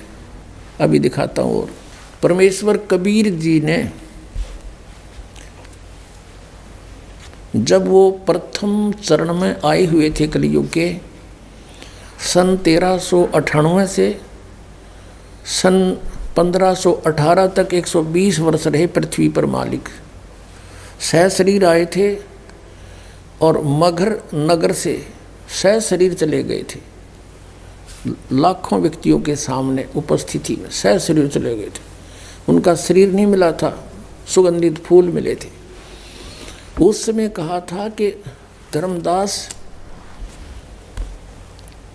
ये काल ने कहा था मैं 12 पंथ चलाऊंगा और तुम्हारा कबीर साहब सतलोक सचखंड कबीर पंथ का नाम लेकर के डंडोरा पीटेंगे और सभी गलत साधना करेंगे, तत्व ज्ञान उनके पास होगा नहीं, सब मेरे मुंह में आ जाएंगे, काल ने कहा था। और परमात्मा ने बताया था कि वो ये पंथ होंगे, पहले बता गए थे परमात्मा। और 12वां पंथ गरीबदास का होगा, छुड़ानी वाले का। और उस गरीबदास पंथ में मेरी महिमा की वाणी प्रकट होएगी। क्यों? क्योंकि उस समय तक 300 वर्ष बीत चुके होंगे और ये नकली काल के दूत मेरी इस अमर वाणी में फेरबदल बहुत कर देंगे। उसकी पूर्ति के लिए गरीबदास द्वारा, आदरणीय गरीबदास द्वारा फिर दोबारा वह पूर्ति करवाई परमात्मा ने। अब उसमें बताया है कि उस 12वां पंथ जो गरीबदास पंथ होगा, उसमें फिर आगे चल के हम ही आएंगे, कबीर साहब कहते हैं परमात्मा, और सब पंथों को मिटा के एक पंथ चलाएंगे। तब तक इस ज्ञान को छुपा के रखना, अब ही सार्वजनिक ना करना, नकली दूता का हाथ लग जाएंगे। मंत्र, वो 2 अक्षर का मंत्र भी, फिर वो भी ये नाम देते पाओगे, वो अधिकारी है नहीं, सब जीव काल के मुख में जाओगे, क्योंकि अनधिकारी से बनवाया हुआ पासपोर्ट कहीं काम नहीं देता। और नाम एक पासपोर्ट होता है जो विदेश भेजता है। अब दिखाते हैं आपको कबीर सागर में, देखो ये है कबीर सागर, संपूर्ण 11 भाग, खेमरा श्री कृष्ण दास प्रकाशन बम्बई। कबीर सागर, ज्ञान सागर, प्रथम खंड, कबीर पंथी भारत पथिक स्वामी युगलानंद बिहारी द्वारा परिकृत। मुद्रक एवं प्रकाशक हैं खेमरा श्री कृष्ण दास, अध्यक्ष श्री वेंकटेश्वर प्रेस, खेमरा श्री कृष्ण दास मार्ग मुंबई। अब इसमें आपको दिखाते हैं 12 नकली पंथों का ज्ञान। यह कबीर वाणी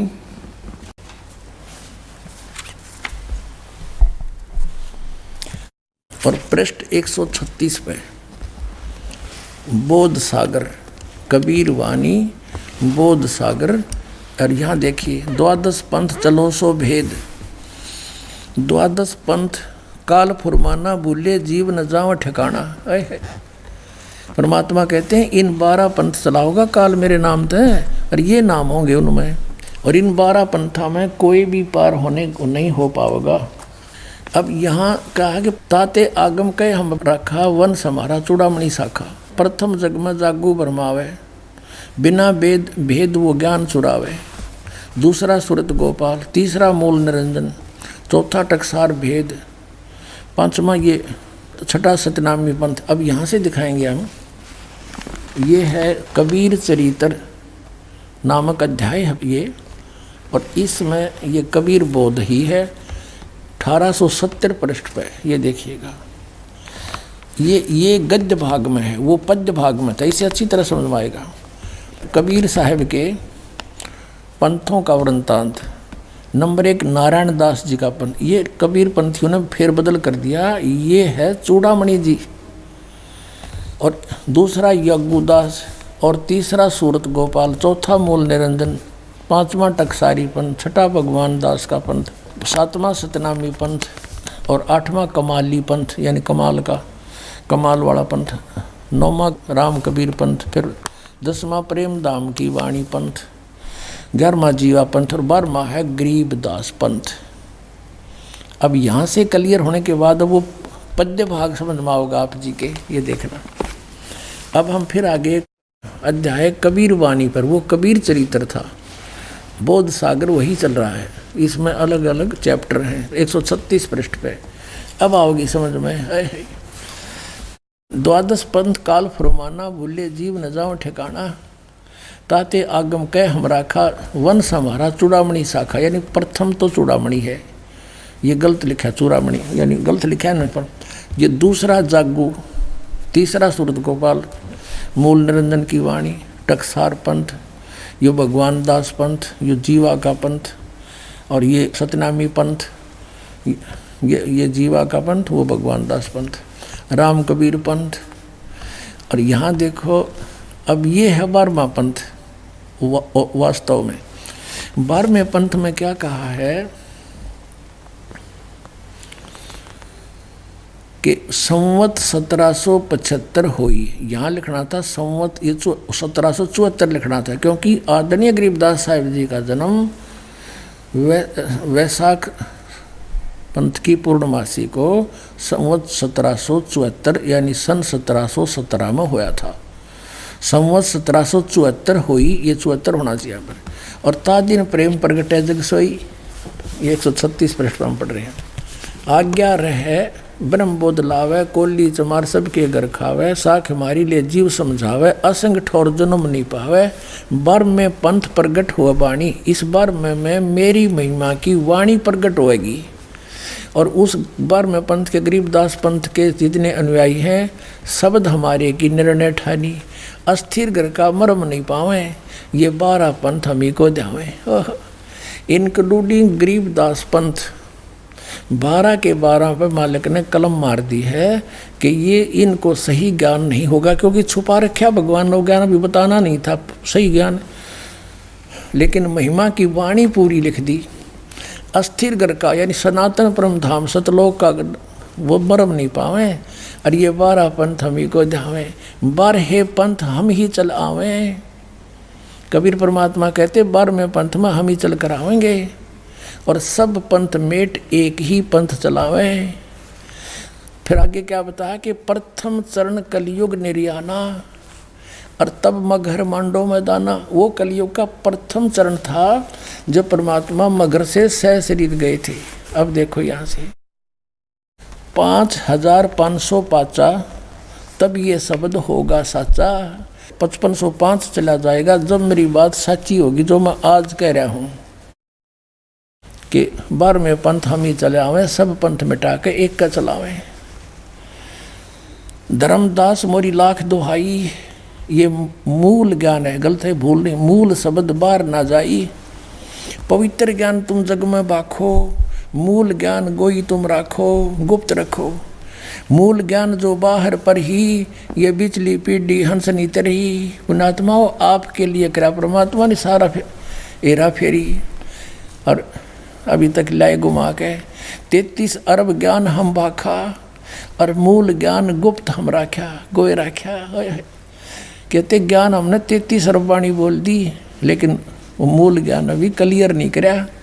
और मूल ज्ञान तुम तब लग छिपाई, जब लग 12 पंथ मिट जाई। बोलो सतगुरुदेव की जय। अब देखो यहाँ फिर इस कबीर वाणी में, परमात्मा की वाणी में, यहाँ देखो एक और निर्णय किया, कति क्लियर कर दिया। ये है वही कबीर वाणी, कबीर बोध। और यहाँ 134 पर पढ़ेंगे, इसमें यहाँ देखिएगा, यहाँ बताया वंश प्रकार, वो किसे किसे होंगे 12 के 12, और 13वां किसा आवेगा। प्रथम वंश उत्तम, चूड़ामणि के विषय में कहा कि प्रथम वंश तो उत्तम होगा, और दूसरा वंश अहंकारी, तीसरा वंश प्रचंड, ये सूरत गोपाल और फलाने फलाने ये सारे। चौथा वंश बिरहे, 5वां वंश निंद्रा, 6ठे वंश उदास, 7वां वंश ज्ञान चतुराई, 8वें वंश पंथ विरोध, यू कमाल का पंथ है। और 9वें वंश पंथ पूजा, 10वें वंश प्रकाश, 11वें वंश प्रगट सारा, और 12वें वंश प्रगट होए उजियारा। यानी 12वां पंथ गरीबदास जी के द्वारा जो चलाया जाएगा, उसमें मेरी महिमा का कुछ कुछ उजियारा सा होगा, क्लियर नहीं होगा। होए होए। और 13वें वंश मिटे सकलंद यारा, बोल सतगुरुदेव की जय।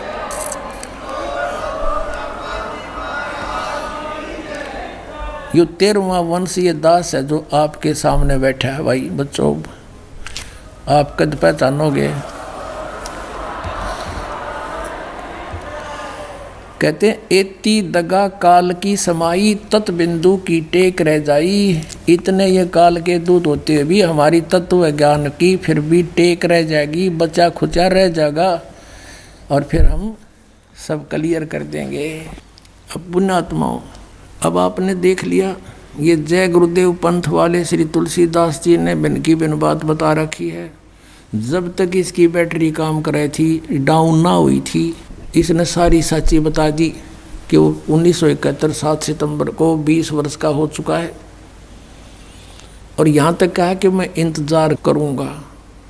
तो ही बोल लिया इंतज़ार, बाबा जी बता दे सच्ची। भाग जाग जा तेरे वीर, जिनको आपने बीच में फंसा लिया, ये नरक में जाएंगे, गिल्ला तू जागा, आप जी ने जाना है।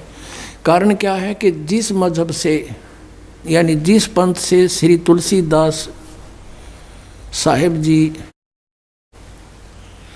जय गुरुदेव पंथ के प्रवर्तक माने जाने वाले मथुरा वाले जुड़े हैं, वो श्री शिवदयाल जी से ही निकल बना है, उसका प्रारंभ वहाँ से हुआ है।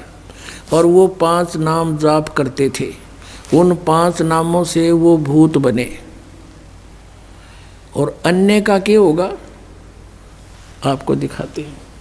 Shri Shivdayal Singh ji founder of the Radha स्वामी पंथ जो ये कहते हैं,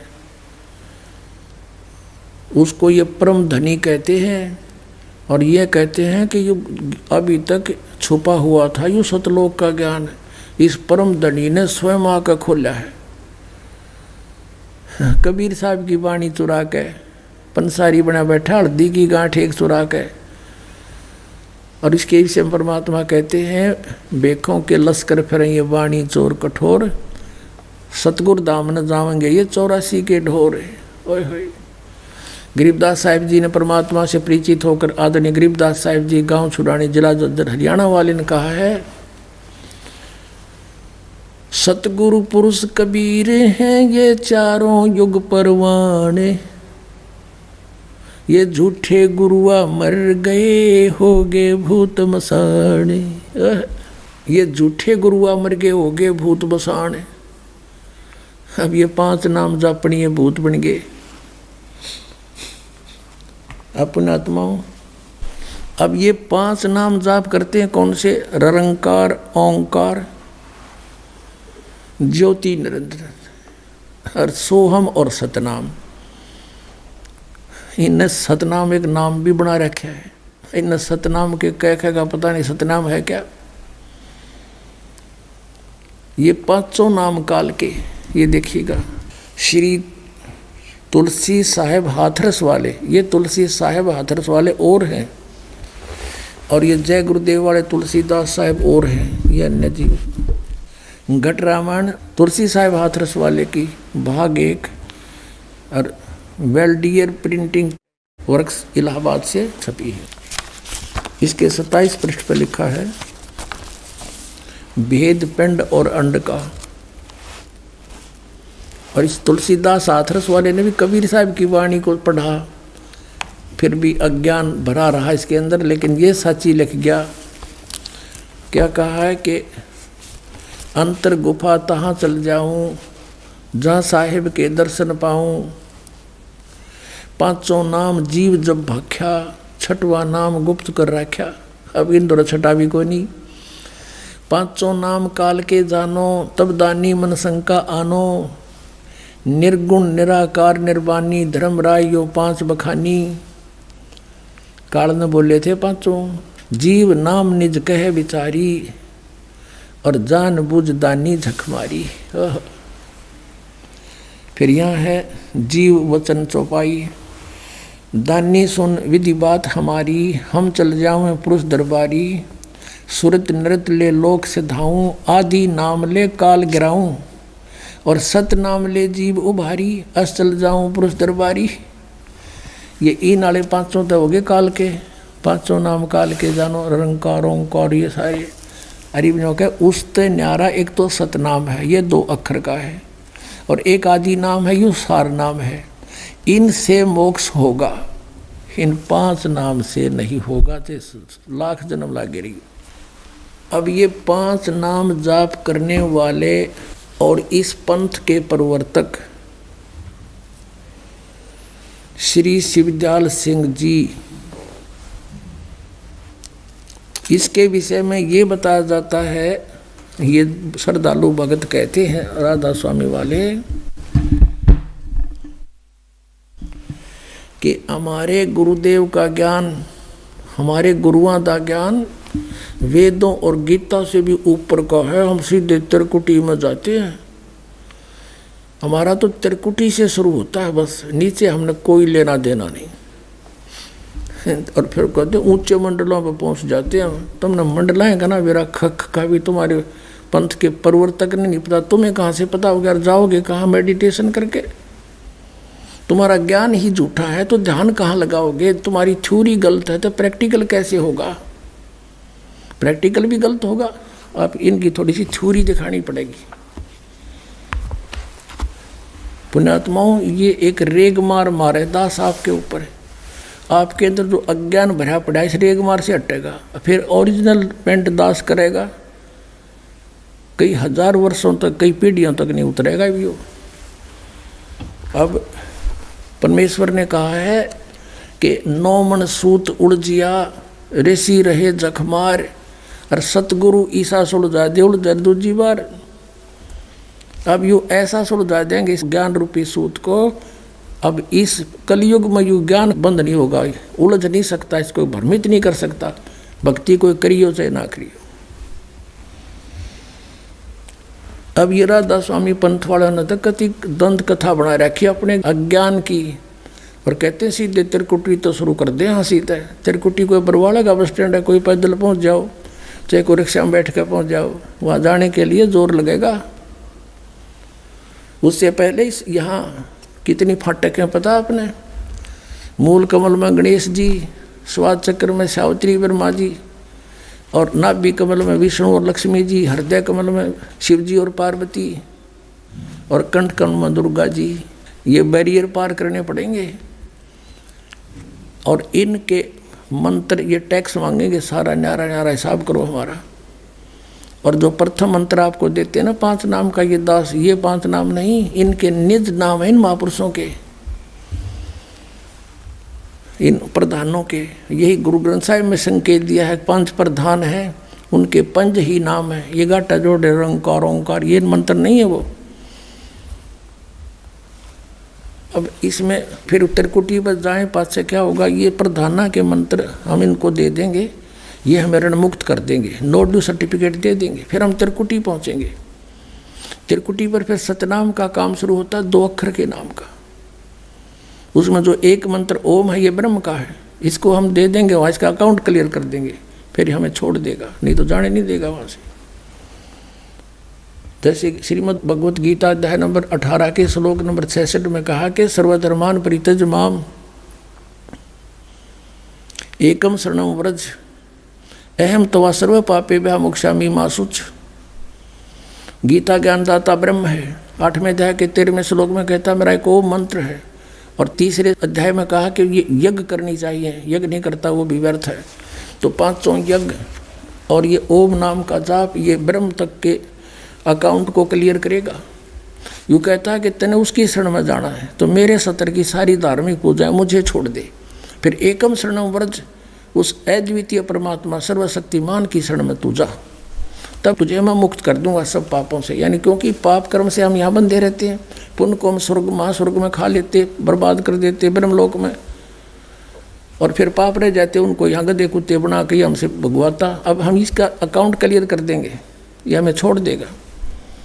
और फिर जो सतनाम में 2 अक्षर है, ओम और एक और तत्व गुप्त है, वो है अक्षर पुरुष के लोकों से पार करने का टैक्स, जो भौर गुफा में जाकर छोड़ देगा। और उसके बाद फिर थार नाम दिया जाता, सतनाम नहीं।